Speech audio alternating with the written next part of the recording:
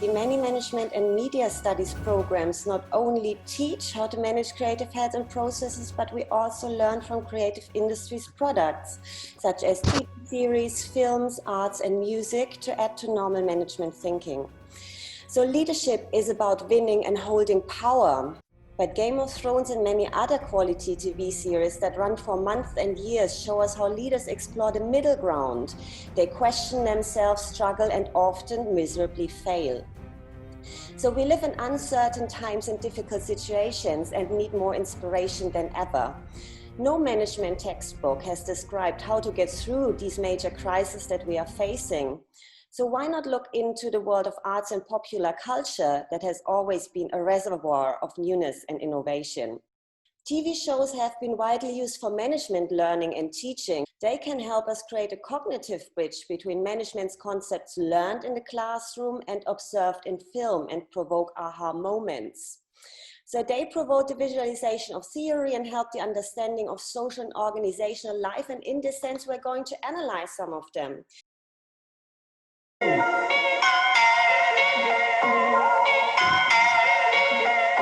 Ich beschäftige mich mit dem Thema Authentizität und Männlichkeit und es wird sehr interessant sein, Authentizität und Männlichkeit als die Narrative von Leadership zu begreifen im Kontext der medialen Inszenierung von Clankriminalität. Hier ist die Verbindung zum Panel und zu den anderen beiden Vorträgen. Mein erster Ausgangspunkt ist, wie hängen Männlichkeit und Authentizität zusammen und warum ist die Darstellung von Authentizität immer sehr stark an Stereotype, auch toxische Männlichkeit gebunden. Zwischen Fiktion und Realität gibt in der Serie, also wir nicht in einer kompletten Fiction-Story sind, sondern hier versucht worden ist, seriell zu modulieren, was wir in der Wirklichkeit erleben und medial immer präsentiert bekommen. Der letzte Ansatzpunkt ist eine Überlegung des amerikanischen Soziologen Norman Danson, der sagt, Serien sind besonders gut geeignet, um über gesellschaftliche Erfahrungen in verdichteter Form nachzudenken, weil sie ein Changieren zwischen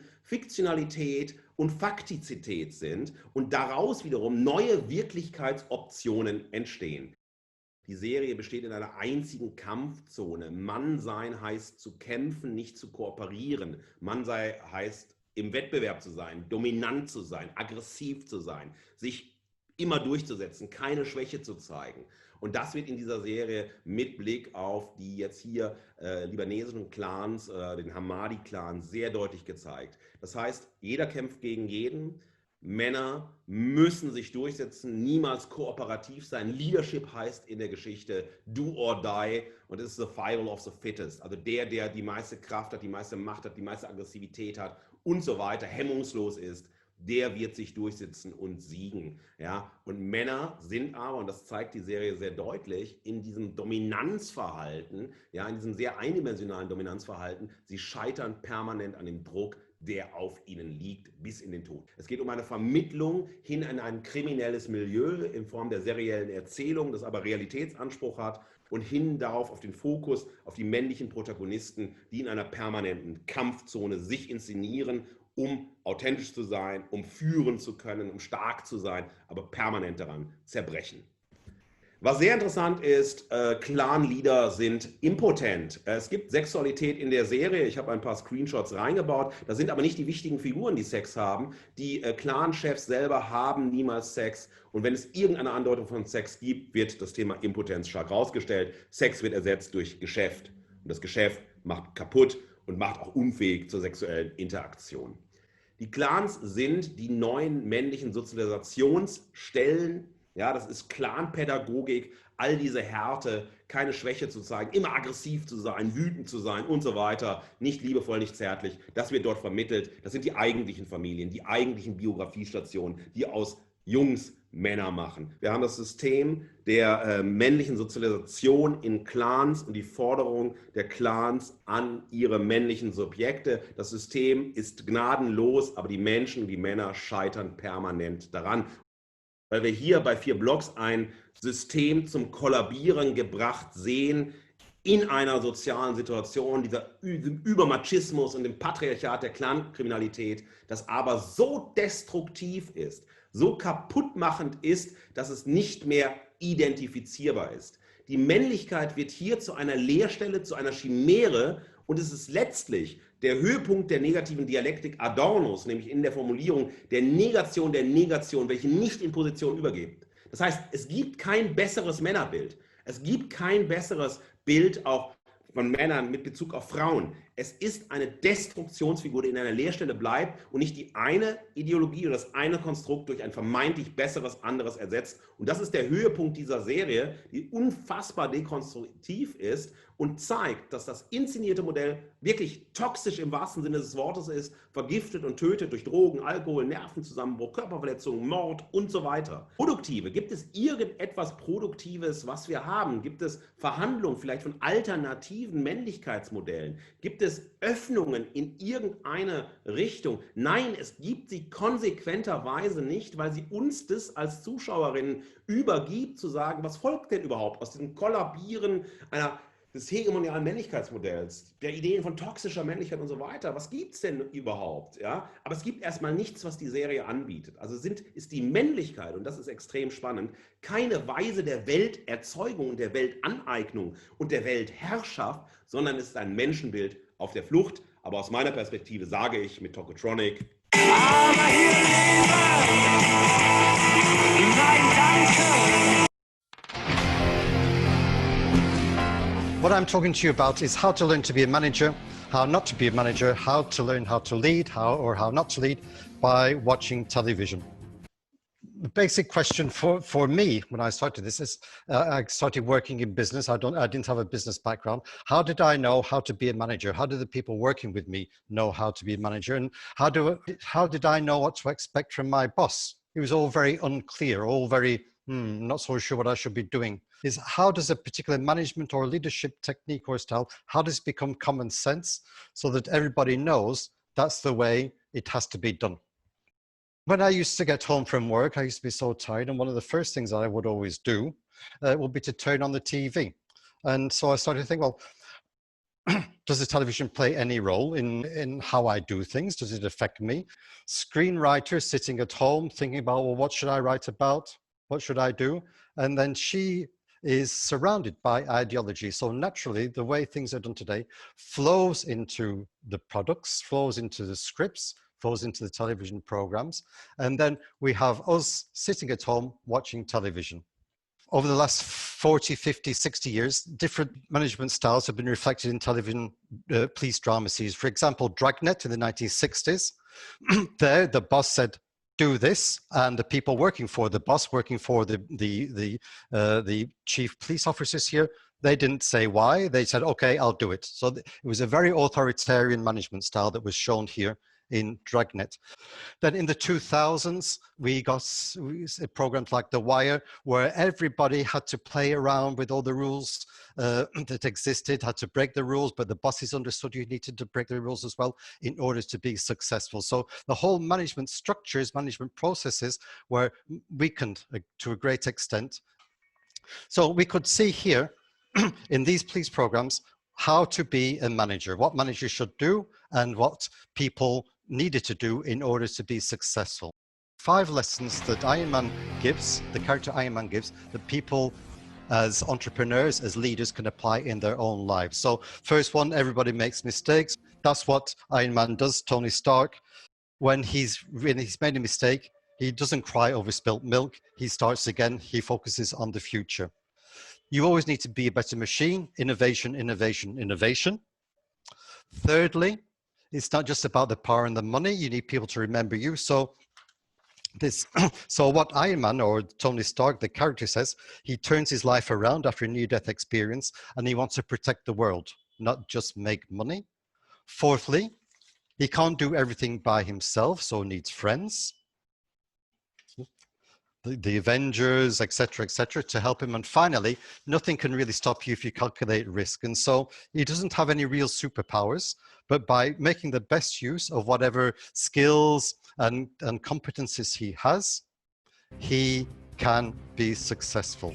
Watching this kind of film will, on a subconscious level, tell us a little bit about what kind of characteristics we need to have to be a successful leader. And here is a headline from The Guardian that Elon Musk, the real life Iron Man. Yeah, so there's a link between reality and between fiction as well. In Game of Thrones fantasy worlds, the protagonists are leaders who struggle to gain and hold power. So the subject matter of the show and the subject matter of leadership are the same. I have written a book on different leadership models. In this talk, I will focus on charismatic leadership with regard to Daenerys Targaryen.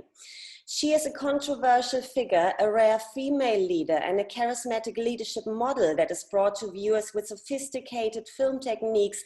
We are looking up to Daenerys, so we kind of align with the follower perspective in this series. That is something that is continued. For example, when Daenerys is rising out of the funeral pyre of her husband, Khal Drogo, we see the scene building up with the camera and her followers slowly approaching Daenerys. So Daenerys has done what not many people do. She's spending the night in the burning fire of her husband's ashes, and still she seems to be a textbook role model of managerial spirit and entrepreneurial endurance, totally coming from what cultural icon and self-made business mogul Bethany Frankel would frame a place of yes. So that means do not let yourself drag down by having contributed with ill-informed leadership decisions to the miserable wasting away of your husband. Own the shit, act on it, and turn that thing around. Specifically here, hatch your baby dragons, emerge from the ashes, even if you're naked, and start to dominate the situation. And this is what she's doing. So the camera recedes, the music accelerates, picks up the triumphant Daenerys motive, ending in a long shot with her standing erect, naked, and with her dragons as attributes of power. The framing shows the followers bend and kneel, the mother of dragons, the unburned, the typical power over type of leadership. TV series also offer viewers ambivalent situations that leaders need to go through. Women in Game of Thrones have endured many acts of violence, rape, and abuse. The series shows how former victims respond through acts of vengeance against the existing patriarchy. Daenerys is taking the army of the Unsullied from Krasnis in Astapor. The slave trader is a stereotype of a privileged businessman. The guy does not know that she understands his language. He names her bitch, praises her bottom, and refers to her as an ignorant whore. But that fires back. Literally.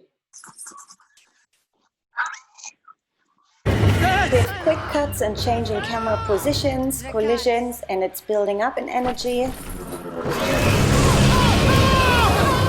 This energetic and powerful moment strikes a chord with the global audience and provides viewer gratification that is captured in countless viral memes. By engaging viewers in this fantasy setting beyond rules and regulations, Game of Thrones allows to explore judgment and ambivalence. It creates a space for us for more productive discourse with the potential to deconstruct and then reconstruct symbolic issues of power and violence. At her final speech, Daenerys is emerging and she's shadowed by her dragon ascending behind her. It's a motive that is so obvious, also a cheeky intercultural Batman reference, that it might plant an early seed of doubt. So the TV series also enables us to critically react to leadership. Viewers are aware of the saying, when a Targaryen is born, the gods flip a coin. On one side, greatness, on the other, madness. And the camera is judging.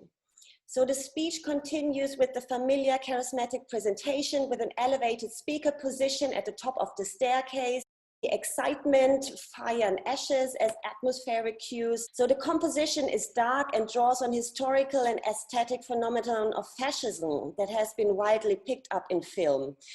Daenerys with a strained face proclaims her ideology, remindful of totalitarian tones, provoking social media comments. Jesus, they had her looking like some medieval Adolf Hitler there. She might as well have been speaking German. What a total letdown of a character. Soon thereafter, Jon Snow will stab Daenerys to death. The filmic composition frames the scene with the deconstructed architecture of the throne room. Sense is gone and followers are gone as well. Public disappointment is huge, and that indeed epitomizes the potential these films have with regard to management learning. Bertolt Brecht has once said, "Curtains down and all questions open." And in this way, popular culture and the arts are a fruitful resource for testing, challenging, and questioning our ideas about how to develop management and leadership. And this also includes that we as followers take serious our own power on leaders and our own responsibility.